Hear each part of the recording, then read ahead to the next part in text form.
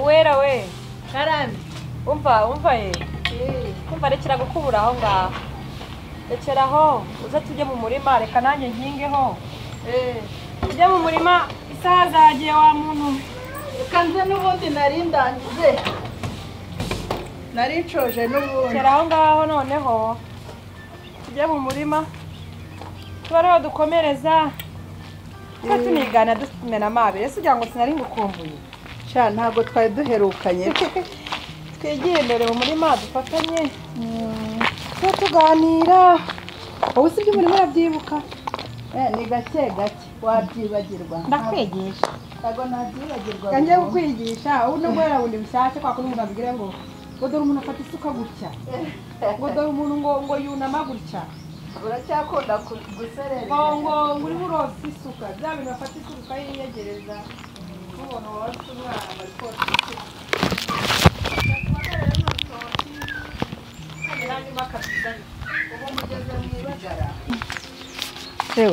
cyakora ntabwo muba mworohewe pe ariko turabimenyereye nyine se umuntu abyuka akajya mu murima akihingira akajya gutoka impurunguru niba amateke ariwe twese twaburara nk'aya mu mujyi ujya numva bavuga ngo baraburara cyakora muba mufite ibyo kurya cyane ntabwo mu guhinga tukeza tugasarura gahore butoki uri kurubona ariko Josiya uzi ko wakize neza neza uvuga ngo iki ngicyo cyeze ndagica nanjye gukimara hakaba heza iki noneho uw'amateke uri kuyabona cyane cyane ngo intege iwacu ntabwo twaburara ntabwo waburara pe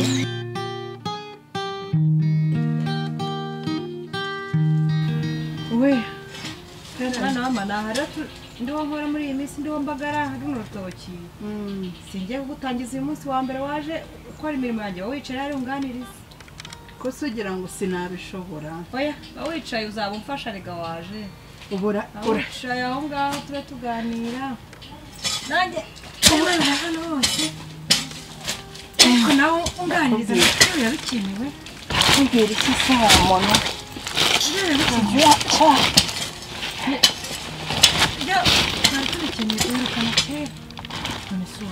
Karame rero umugoroba waje ufite amarira menshi ufite igihunga n'agahinda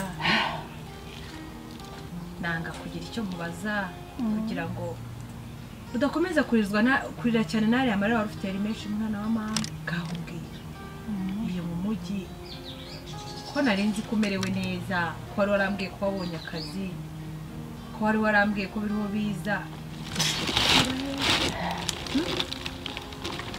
Josiya umva isi kwira ibirinduriraho umunota umwe ukayoberwa uko bikugendekeye wa mwana we agira ngo wera naje kuruhira kuri iyi si we ntabwo waje kuruhira yewe mbabazwa n'amashuri banyishyuriye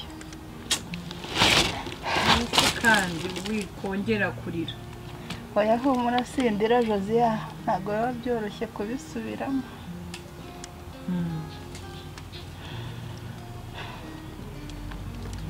nuko nyine si waherutse Samuel yaranjyanye mu mujyi yego ndabizi naragiye umugore wamfata neza ndisanga numva nta kibazo burya nayo naravuganye na mama ko hari agashinga twashakaga gukora twaganiriyeho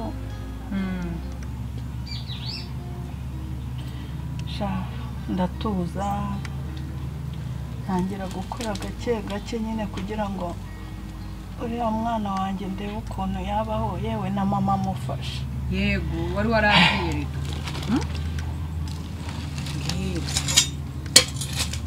menya ihinga ry'uyu munsi utari burihinge ngaho mbwira rega nkeneye ko tuganira ukambwira kuko ariya amarira nabonye atari gusa yewe nuko nyine byagenze ndakora mu by'ukuri numvaga maze kwiyakira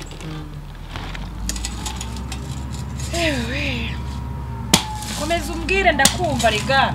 numvaga amaze kwiyakira yewe reka umugabo agira atya. Mugabo Samweli aha Josiya ubwo uzi kugira ngo Samweli atinyuke ambwire ngo ndyamane nawe cyangwa muvire mu rugo. Samweli ibyo bintu yarabitinyuka. None se nakubwira ngo hari icyo napfuye n'umugore we. Samweli ngo muryamane ngo aranakwirukana. Burya umuntu wese iyo wahuye n'ibibazo agufatamo nk'ikigoryi Josiya. Ye wumva nabuze ndihinga ry'uyu munsi ntabwo turi burihinge reka kanzumbwire mwana wanjye ibyo nabiritse nishaka rero cyambere n'ubuzima bw'abavandimwe wanjye ngaho mbwira. Ubu ndareba nkareba icyatumye mva mu rugo. Mama arategereje amafaranga cyaba mu byihuriro. Samweli yarifashe arambwira ngo nintemera ko ndyamana nawe muvire mu rugo. Ni nuko navuye nta kindi napfuye n'umugore we rwose. Uratekereza ko naje n'umugore we atabizi? Ushaka kuba umugore wa kabiri? Ubwo yageraga yongera anyagaze wa mwana. Akibigaho by'iki gihe nabyo yewe nuko nakubwira rero ngo genda. Yarambwiye ngo ntansangaho ngo ubwo nansangaho ngo ndaba nabyemeye nyine. Ndareba aho kugira ngo nongere nandavure ndavuga nti bucyana yanjye reka ngende njye kugwa kwa mwene mama. Ubundi reka nkubwire ukuntu byatangiye neza neza. Ugomba gukora nk'uwikorera.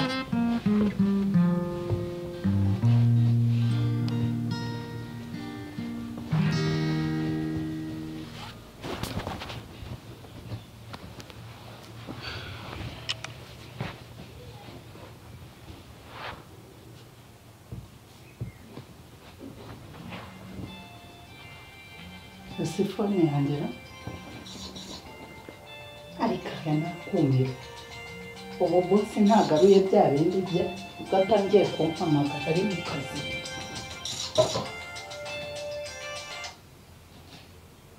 Karame boss. Amakuru wera? Amakuru ni meza. Meze neza sha? Yego meze neza. Akazi karagenda se? Kagendaga. Mumeze muteye mu rugo? Turaho tumeze neza. Urimo urakora iki? Yewe nari maze kuryamisha abana. Bindi mu dusuku tundi dusanzwe. Ya akazi kawe ko ndabizi ugakora neza rwose. Uri imfura nicyo ngukundira ntubizi se? Yego murakoze. Icyo ngukundira rwose ubuse niko ntujye ubibona. Yego murakoze cyane. Ujye ubibona se ujye ubona ko ukunda. Yego murakoze. Hanyuma se sha kuri bimwe duheruka kuganira byo ntacyo wabitekerejeho nyuma? Ariko sinakubwiye ko bidashoboka. Bose mabuja ndamwubaha ntabwo ibyo bintu nabimukorera ntabwo bishoboka. Niko biriya se reka nawe ntabwo uri umwana niko.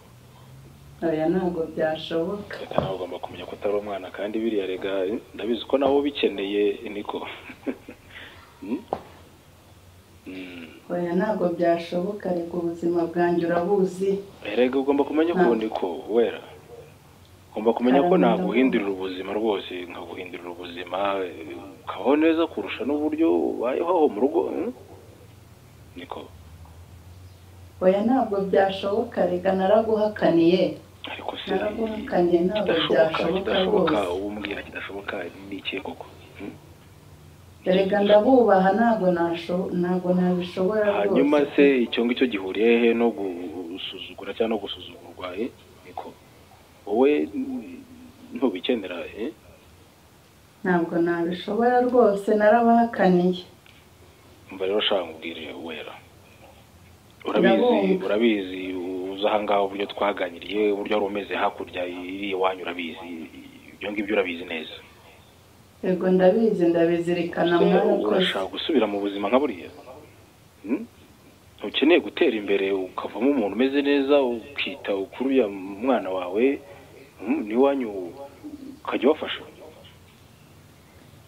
Yego rwose ndabizi ariko ntabwo mu ntego mfite ibyo ntabirimo rwose. Byose uzabishobora utesha ni Kigali niko. Wowe biba binakubwire reka nkubwire bitekerezeho neza kuko ntacyo bitwaye kandi ndabizi nawe si ubwa mbere nese uri isugi wari umukobwa w'isugi kiwe n'ubwa mbere biriya bintu byabikubayeho. Erega ntacyo gutekerezaho mfite ntabwo nabishobora rwose sinakwemerera ibyo ntazakora. Umva rero nkubwire ibyo ndagira ngo ubitekerezeho ndabizi ndabikubwiye kenshi ariko ndabona igihe kigeze kugira ngo ubifateho umwanzuro. Ntabwo najya nkomeza kukwinginga ntabwo uri umwana w'imyaka 10 n'ingahe kame murakuze nawe uri umuntu mukuru. Ntabwo najya nkomeza nkwingingira ibyo bintu kandi hari ibintu byo gufashanya. Yemwe sinakemera ibyo ntashobora rwose naraguhakaniye ntabwo nabishobora rwose pe.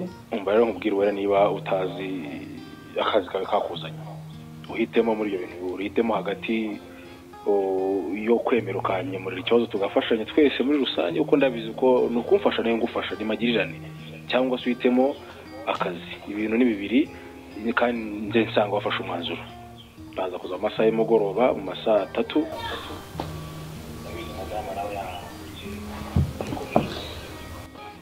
ariko rwose nimumbabarira ibyo bintu ntabwo nabishobora nk'inyiruka. Ufatemo icyemezo kimwe muri ibyo bintu bibiri nkubwiye kandi nsanga utari mu rugo rwanjye cyangwa se wahisemo kwanzura. Ntibiri ubwo ntisintegereza kumbwira yego nimpa gusanga ndishyiramo ko wabyemeye. Ni nta gusanga ubwo nyine ugende. Ndumva ntakomeza kujya nkomeza nkwinginga nkaho ndi kwinginga umwana muto udafite ubwenge. Uranyumva neza? Sawa kandi. Ntabyo nshoboye.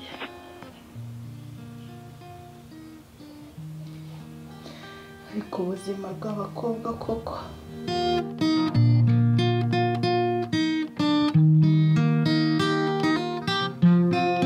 Nari maze kwimerera neza umwana wanjye atuje ameze neza.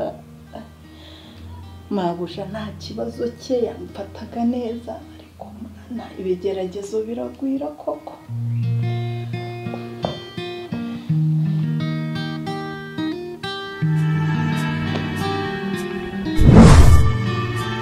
Nuko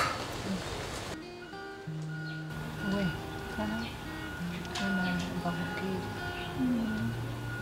kuba warabyanze nta kosa wakoze.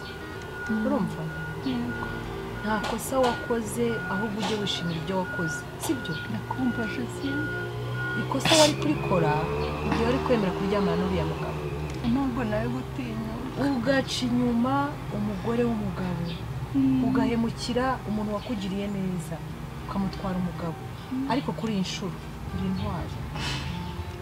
Ni ibintu bishobora abakobwa bakeya urumva. Ihangane genda gushimira nka murumuna wawe waragerageje wabaye intwari. Rero ntabwo bikwiriye ko umukobwa uwo ari we wese ubwo umuntu amukoresha bakwiriye kuryamana nawe. Umuntu ngo afite amafaranga ngo ari kubona ngo wize kaminuza ubuzima bwarakwagiye ngo uri gukora akazi ko mu rugo. Ibyo ngibyo ni by'abagabo baheraho bakoresha abakobwa amakosa sibyo? Ariko we warabyirinze. Urumva yewe ngushimiye ibyo wakoze kandi ntabwo ubuzima bw'umukobwa ari we wese burangire mu biganza by'umugabo umushaka sibyo? Ubuzima bw'umukobwa bubaho kubera ko yihesheje agaciro, kubera ko yafashe umwanzuro ku bintu bigoye nka biriya kuko wari ukeneye amafaranga. Urumva uri mu bukene nta kazi ufite ibintu byaragucanze ariko ufata umwanzuro ngo kuryamana n'uriya mugabo. Icyo cyiza wakoze kandi ubuzima bwawe buzakomeza kandi buzagenda neza. Iyo umuntu azi icyo ashaka ntabwo agiteregera mu biganza by'abagabo cyangwa se gukora ibintu bibi sibyo? Ihangane ndabizi neza ko ubuzima bwacu buzagenda neza. Igihe twahereye turuha tugerageza ngo tubeho neza ariko bizemera. Hari igihe bizemera kwishima aya mara turi kuririra hano tukageraho tugaseka tukavuga ngo buribuka cyajye ngo turi mu rutoki ngo turi kurira sibyo? ndakumva ahubwo turi guseka twicaye nk'ahantu kubera ko wanze gukora ikibaho ukavuga uti nzakoresha amaboko yanjye yose n'ubwenge bwanjye sibyo bizagenda neza wihangane rwose kandi wihangane wumve ko turi kumwe wumve ko tuzafatanya tuzajya inama y'icyo tuzakora kugira ngo ubuzima bwacu bugende neza sibyo Josiya ubu ndi kureba umwana wanjye gusa wumva erega nawe bizagenda neza ugira ngo se abantu bose hari abantu baba batarababaye erega nta muntu ugera ku buzima bwiza nta muntu ugera ku kintu kiba atarabanje guca ku kibuga hari ibyo usitabira hari ibyo urwana nabyo hanyuma wamara kurwana nabyo ukagera ku cyiza ubu ndambara utangiye ngenda abona utangiye no kuzitsinda uzi ko utangiye kuzitsinda uriya mbere urayitsinze ntabwo wari ubizi Josiya biba bikomeye pe erega ntabwo ari we bwa mbere bibayeho ahubwo wowe uvuga ngo icyemezo nafashe ni cyiza ndacyishimiye none si ubwo ngubwo iyaba waremeye kuryamana nawe akagutera indi nda uriya mugore nawe akakwanga ubwo buri hurira angana gute none ntukubye gatatu ntabwo nari kubikinisha niba isomo ntararibonye byararangiye ubu rero uri hano nk'umuvandimwe wanjye waje kwa murumuna wawe tuzafatanya dushyire hamwe turebe icyo gukora urakoze cyane yewe yanagura amarira mwanama yanagura amarira ubu se koko twahinze we ndabona twaje guhinga nkuru gusa ninjye wikorera nawe nkore nzaba nkora nenshi twigendere tujye gushaka icyo kurya aho kugira ngo tuve mu murima kuko byaba nengana ntihagiye umuntu adahinga